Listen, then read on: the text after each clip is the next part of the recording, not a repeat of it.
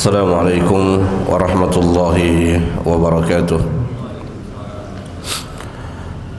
الحمد لله رب العالمين والعاقبة للمتقين ولا عدوان إلا على الظالمين.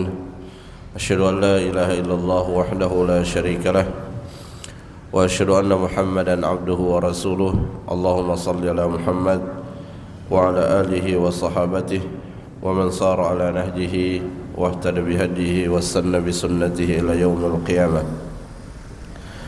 يا أيها الذين آمنوا اتقوا الله حق تقاته ولا تموتن إلا وأنتم مسلمون.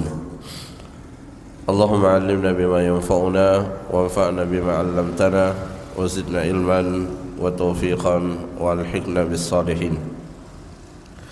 أما بعد، معاشر المسلمين jamaah salat subuh rahimani wa rahimakumullah.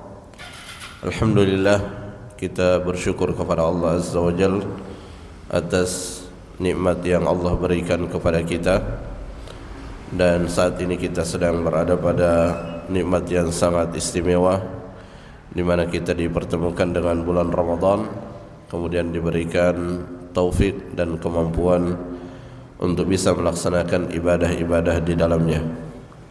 Kita syukuri nikmat ini dengan terus mengucapkan alhamdulillah dan memanfaatkan kehadiran bulan Ramadan selain untuk kita melaksanakan ibadah puasa, kemudian melaksanakan qiyam Ramadan, kita juga memanfaatkan kehadiran bulan Ramadan agar kita semakin dekat kepada Al-Quran, ya, karena bulan Ramadan sangat identik dengan Al-Quran. Di dalamnya lah Al-Quran ini diturunkan.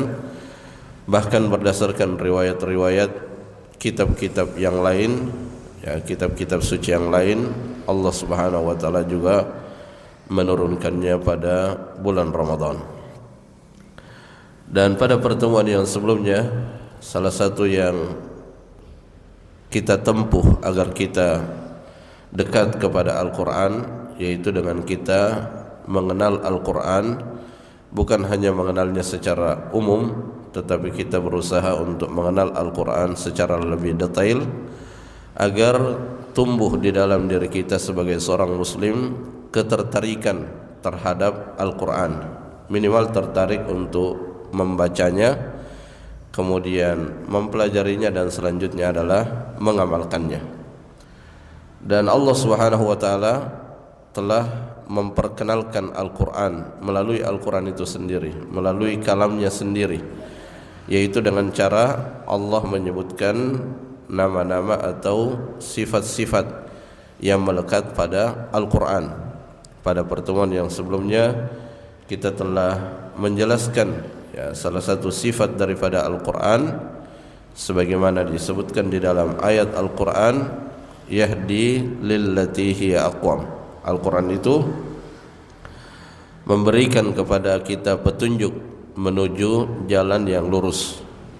Dan ini salah satu perkara pokok dan inti untuk kita yakini bahwa tidak ada jalan yang lurus kecuali dengan kita kembali kepada Al-Quran dan tentunya juga kembali kepada sunnah Nabi SAW. Jadi dalam urusan apa saja, ya, ketika kita melibatkan dan menghadirkan Al-Quran dalam urusan tersebut, maka bisa dipastikan bahwa kita akan berada di atas jalan yang lurus. Karena jika diibaratkan perjalanan kita sebagai manusia, sebagai seorang mukmin, ya, kita punya tujuan yang jelas, yaitu kita ingin kembali ke tempat asal kita, yaitu di surga. Tetapi perjalanan kita untuk sampai ke surga itu membutuhkan banyak petunjuk, dan Al-Quran itulah yang akan memberikan kepada kita petunjuk agar kita tidak salah jalan, agar kita tidak menyimpang. Karena di sisi yang lain ada iblis, ada syaitan yang bersungguh-sungguh juga untuk membuat manusia menyimpang dari jalan yang lurus tersebut, ya, bahkan Allah Subhanahu wa taala telah memperlihatkan keberhasilan iblis ketika berhasil menggoda kakek kita Adam alaihi salam. Itu merupakan peringatan yang sangat berharga bagi kita semua bahwa siapapun dari anak keturunan Adam itu sangat mungkin untuk dipalingkan dari jalan yang lurus tersebut. Karenanya kita butuh kepada petunjuk, dan petunjuk itu tidak lain adalah Al-Quran. Kemudian pada kesempatan ini kita lanjutkan pada penyebutan sifat-sifat lain yang berkaitan dengan Al-Quran. Allah Subhanahu wa taala menyebutkan di dalam surah Asy-Syura ayat yang ke-52 tentang Al-Quran. Allah berfirman, "Wa kadzalika auhayna ilaika ruhan min amrina." Dan demikianlah kami wahyukan kepada engkau ruhan min amrina. Ruh yang dimaksud di dalam ayat ini adalah Al-Quran. Jadi Allah Subhanahu wa taala menamai dan mensifati Al-Quran itu adalah ruh. Kenapa Al-Quran itu disebut dengan ruh? Karena dengan Al-Quran itu hati manusia menjadi hidup. Ar-ruhu ma tahsulul hayatu illa bihi. Namanya ruh, tidak ada kehidupan kecuali dengan ruh tersebut. Tetapi tentunya Al-Quran ini tidak berkaitan dengan ruh yang menjadikan manusia hidup secara fisik. Tetapi ruh yang dimaksudkan daripada Al-Quran itu adalah yang menjadikan hati manusia itu hidup. Karena namanya hati manusia itu bisa sakit dan bahkan bisa mati. Jadi secara fisik dia masih hidup, tetapi hatinya sakit, bahkan yang lebih parah hatinya bisa mati meskipun secara fisik dia masih hidup. Dan indikator hati yang mati itu ketika seseorang tidak bisa lagi membedakan antara yang hak dengan yang batil. Dan itu sudah pasti orang yang tidak bisa membedakan antara yang hak dengan yang batil itu karena tidak bisa lagi menjadikan Al-Quran dan Sunnah Nabi SAW sebagai petunjuk di dalam menjalani kehidupannya. Jadi Al-Quran ini adalah ruh. Kita wajib mengenali, wajib mengenali bahwa Al-Quran ini adalah ruh. Dia merupakan sumber daripada hidupnya hati seorang Muslim. Jadi tidak ada pilihan bagi kita sebagai seorang Muslim kecuali mempelajari Al-Quran. Kita mempelajari cara membacanya, itu yang paling sangat mendasar. Kemudian kita mempelajari makna-makna yang ada di dalamnya agar kita bisa mengambil petunjuk dari Al-Quran tersebut. Kemudian sifat yang lain yang Allah sebutkan juga di dalam Al-Quran yaitu An-Nur. Al-Quran itu adalah cahaya, sebagaimana disebutkan di dalam surah Al-Maidah ayat yang ke-15. Qad ja'akum minallah, sungguh telah datang kepada kalian dari Allah Subhanahu wa taala nurun wa kitabun mubin, cahaya dan kitab yang sangat jelas. Kalau secara fisik nur atau cahaya itu identik dengan matahari. Nah, di sini Al-Quran diserupakan seperti matahari, di mana cahaya matahari itu sangat kita butuhkan secara fisik. Kita sangat butuh kepada cahaya matahari. Kita bisa bayangkan jika matahari tidak mengeluarkan cahayanya, mati lampu saja selama beberapa menit itu sudah sangat merepotkan, apalagi kalau yang mati itu adalah matahari. Maka ada cahaya dalam bentuk lain yang berkaitan dengan kehidupan daripada hati kita, yaitu Al-Quran. Dan sekali lagi ketika disebutkan Al-Quran, maka secara otomatis termasuk juga di dalamnya Sunnah Nabi SAW. Jadi posisi daripada Al-Quran di dalam kehidupan kita itu adalah cahaya. Ketika kita jauh dari Al-Quran, maka ibarat kita hidup tanpa cahaya. Dan ketika tidak ada cahaya, otomatis kita tidak bisa melihat. Di saat kita tidak punya cahaya, maka tidak ada bedanya antara orang yang melihat dengan orang yang buta. Dalam keadaan gelap gulita sama antara orang yang melihat dan orang yang buta, sama-sama tidak bisa melihat. Nah, dengan adanya Al-Quran maka kita bisa melihat segala sesuatu, dan ketika kita bisa melihat segala sesuatu maka kita bisa menentukan pilihan-pilihan secara benar dan tepat. Ya, kalau kita tidak pelajari Al-Quran, kita tidak pelajari Sunnah Nabi Sallallahu Alaihi Wasallam, kita tidak pelajari perkataan-perkataan para sahabat yang menjelaskan tentang Al-Quran dan Sunnah, maka kita akan kesulitan di dalam mengambil keputusan dan menentukan pilihan. Karena seperti yang kita sebutkan di awal bahwa syaitan juga selalu menawarkan jalan kepada kita, ya. Dan mereka, syaitan tidak sekedar menawarkan begitu saja, tapi disertai dengan argumen-argumen, ya, disertai dengan hujjah-hujjah, disertai dengan alasan-alasan yang sekilas kadang masuk akal sehingga seseorang memilih jalan itu, mengambil tawaran itu. Ya, sebagaimana dia sebutkan ketika menggoda Nabiullah Adam alaihissalam, wa qasamahuma inni lakuma laminan nasihin. Dia katakan kepada Nabiullah Adam alaihissalam dan mengklaim dirinya bahwa dia adalah nasihun amin. Dia adalah pemberi nasihat yang terpercaya, sehingga tertipulah Nabiullah Adam alaihissalam dan mengikuti arahan daripada iblis. Ya, tetapi ketika kita mengerti kandungan daripada Al-Quran, mengerti kandungan daripada Sunnah Nabi Sallallahu Alaihi Wasallam, maka hal itu akan menjadikan apa yang ada di depan kita itu terang benderang, sehingga apa yang kita minta kepada Allah Subhanahu Wa Taala, Allahumma arinal haqqa haqqa warzuqna ittiba'ah, itu kita bisa meraihnya. Ya, kita minta kepada Allah agar diperlihatkan yang benar itu benar, karena terkadang yang benar itu ditutupi, ya, yang benar itu ditutupi, yang benar itu tidak terlihat benar. Ya, demikian pula sebaliknya, terkadang yang batil itu tidak kelihatan bahwa dia batil, terkadang dihiasi sehingga yang batil itu seolah-olah baik, yang batil itu seolah-olah benar, sehingga itulah yang diambil, itulah yang dipilih. Maka agar kita punya kemampuan, maka kita butuh kepada cahaya, kita butuh kepada penerang agar kita benar di dalam memilih sesuatu. Kemudian yang ketiga, ya, ini berkaitan dengan yang kita sebutkan di pertemuan yang pertama, yaitu al-hadi. Ya, dia merupakan petunjuk, ya, dia merupakan petunjuk kepada jalan yang lurus. Kemudian yang keempat itu adalah asy-syifa. Ya, Al-Quran ini adalah obat.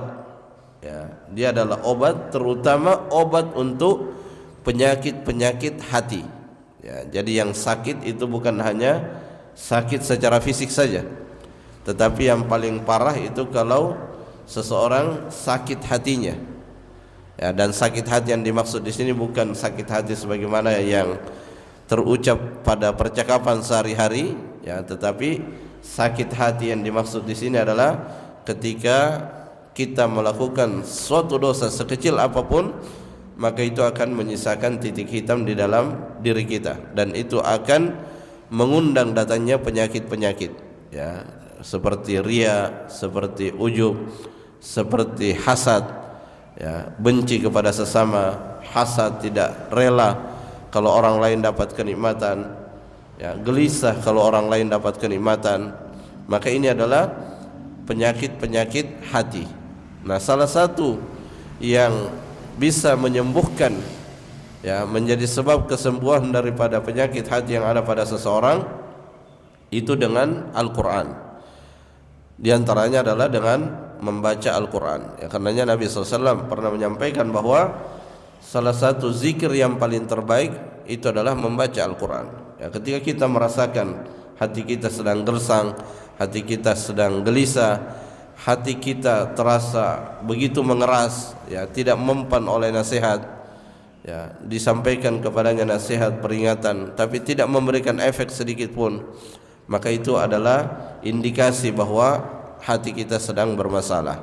Maka di antara cara terbaik Untuk menyembuhkan hati kita dari situasi yang seperti itu, kita baca Al-Quran.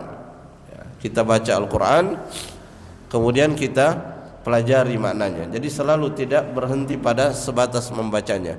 Meskipun membaca itu adalah termasuk kebaikan yang sangat besar pahalanya, tetapi kita tidak berhenti di tahap itu saja, tapi kita melangkah ke tahap berikutnya, yaitu mempelajarinya agar kita bisa mengambil zikir, ya, kita bisa mengambil peringatan, petunjuk dari ayat Al-Quran tersebut. Jamaah salat subuh rahimani wa rahimakumullah, ya, tadi sudah kita sampaikan, ya, bahwa ketika kita ingin dekat kepada Al-Quran, maka tahapan yang paling awal itu adalah dengan kita membacanya, ya. Dan di bulan Ramadan ini adalah bulan yang kita diperintahkan untuk banyak membaca Al-Quran, ya. Sering dipertanyakan atau ditanyakan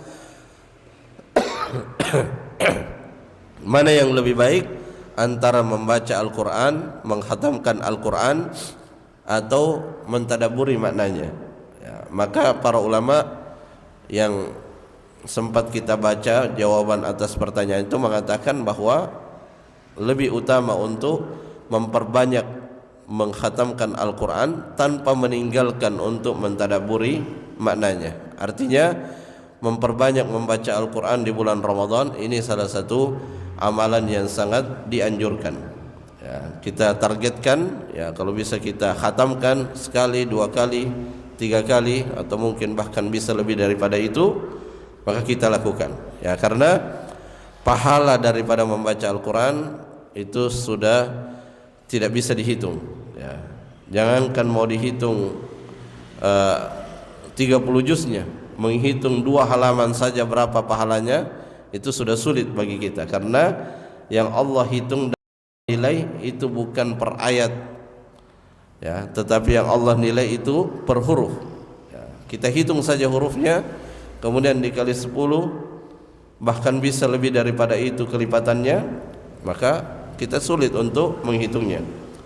Nah, maka itu salah satu motivasi bagi kita untuk memperbanyak membaca Al-Quran, ya, ketika kita sedang lemah.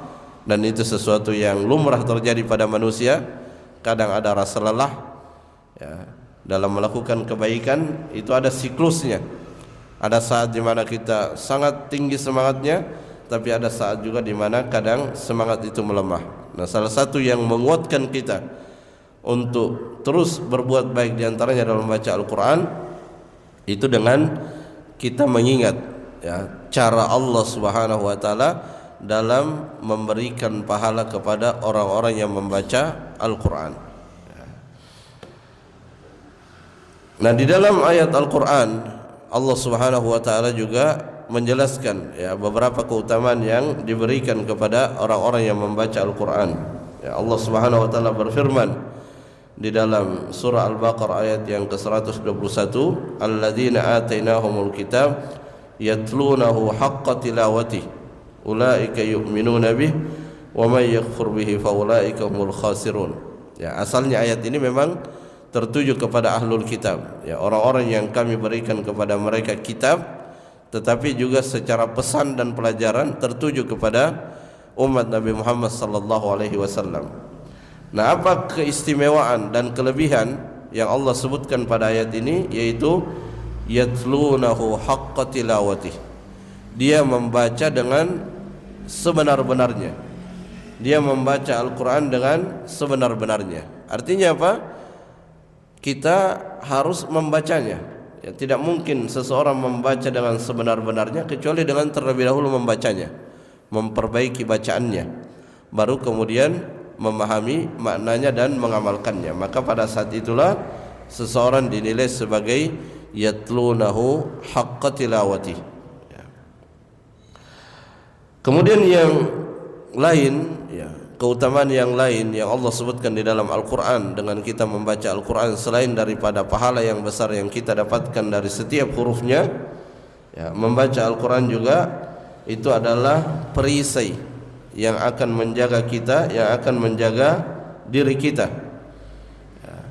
sebagaimana Allah sebutkan di dalam Al-Quran, wa idza qara'tal Qur'an, dan ketika engkau membaca Al-Quran, ja'alna bainaka wa bainal ladzina la yu'minuna bil akhirati hijaban mastura.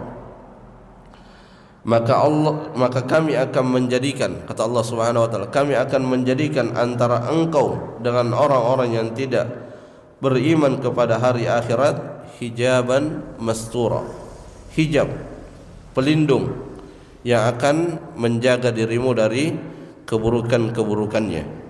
Ya, makanya ketika disebutkan tentang Nabi Muhammad SAW, salah satu yang beliau lakukan sebagai tugas yang beliau emban dari Allah Subhanahu wa taala, yatlu alaihim ayatihi. Rasulullah SAW membacakan ayat-ayat Al-Quran. Kemudian yang ketiga, al-qira'atu fiha tahsilul hasanat wa sababun linailil ajril azim. Ini yang tadi kita sebutkan bahwa Al-Quran itu adalah cara mudah untuk mendapatkan ganjaran yang besar, mendapatkan pahala yang melimpah. Ya, karena sistem penilaiannya itu berdasarkan huruf per huruf. Ya, tidak ada tulisan yang dinilai seperti itu oleh Allah Subhanahu wa taala. Bahkan hadis sekalipun itu tidak seperti itu di dalam menilai pahala yang kita dapatkan dari membaca hadis. Ya, hanya Al-Quran saja yang diperlakukan demikian, dan itu tentunya secara tersirat mengisyaratkan kepada kita semua agar kita membaca Al-Quran. Ya, tidak mungkin diberikan ganjaran yang seistimewa itu kecuali untuk memotivasi kita semua agar bersungguh-sungguh di dalam membaca Al-Quran. Kemudian membaca Al-Quran juga adalah sumber daripada ketenangan jiwa kita. Ya, tadi sudah kita sebutkan, ketika hati kita gelisah, ketika hati kita sedang terasa sangat gersang, maka salah satu cara yang bisa kita lakukan untuk memulihkan hati kita dari kondisi yang tidak baik tersebut yaitu dengan membaca Al-Quran, karena Al-Quran ini adalah termasuk di antara zikir yang terbaik. Dan perlu kita ketahui jamaah sekalian bahwa membaca Al-Quran, ya terutama di luar bulan Ramadan, ya kalau di dalam bulan Ramadan kita perbanyak, ya kita perbanyak membaca Al-Quran. Di luar juga kita perbanyak, tetapi tentunya tidak akan bisa menyamai kemampuan kita di dalam bulan Ramadan. Maka di luar bulan Ramadan, sesibuk apapun kita, maka kita tetap membaca Al-Quran. Ya, dan jangan sampai kita salah kaprah mengira bahwa kita dianggap membaca Al-Quran kalau kita membaca satu juz, membaca sekian lembar. Ya.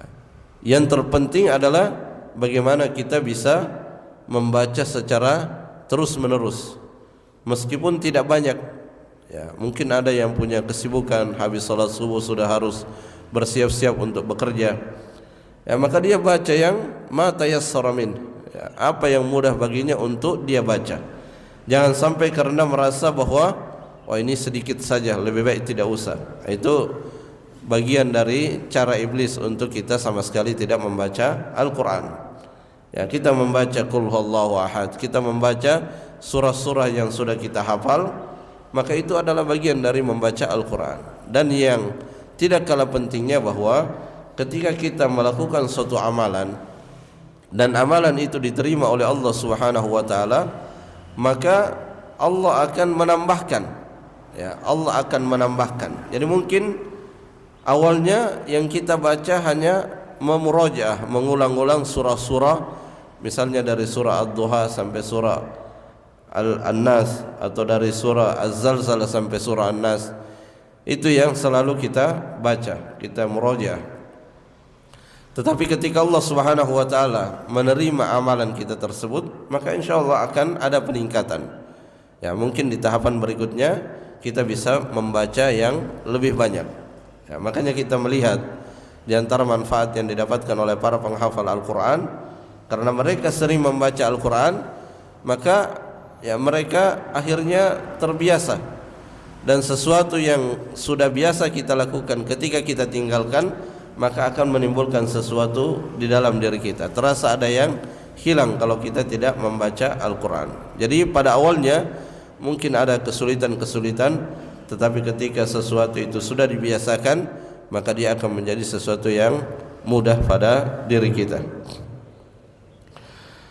Kemudian yang berikutnya, ya, tinggi kedudukan yang tinggi yang Allah janjikan kepada orang yang membaca Al-Quran, ya, sebagaimana disebutkan dalam hadis Nabi SAW, yuqalu li sahibil Quran iqra wartaqi, ya. Di hari akhirat nanti Allah Subhanahu wa taala akan perintahkan kepada orang yang sering membaca Al-Quran di dunia, bacalah dan naiklah ke tingkatan surga, ya, warattil kama kunta turattil fid dunya fa inna manzilaka inda akhir ayatin taqra'uha. Baca terus karena kedudukanmu di surga itu diukur di ayat mana yang terakhir engkau baca, ya. Jadi salah satu sebab yang Allah tetapkan supaya kita mendapatkan kedudukan yang tinggi di surga yaitu dengan membaca Al-Quran. Jamaah salat subuh rahimani wa rahimakumullah, ya, ini adalah motivasi bagi diri kami pribadi dan kita semua agar kita memanfaatkan bulan suci Ramadan untuk memperbanyak membaca Al-Quran, berinteraksi dengan dekat kepada Al-Quran, ya, agar kita bisa benar-benar memaksimalkan bulan suci Ramadan, tidak hanya sebatas kita berpuasa atau qiyam Ramadan, tetapi kita juga semakin dekat kepada Al-Quran, dan Al-Quran juga akan memberikan syafaat kepada orang-orang yang dekat kepadanya. Mungkin ini yang bisa disampaikan, semoga bermanfaat. Wallahu ta'ala alam bisawab. Subhanakallahumma rabbana wa bihamdik, asyhadu an la ilaha illa anta, astaghfiruka wa atubu ilaik. Assalamualaikum warahmatullahi wabarakatuh.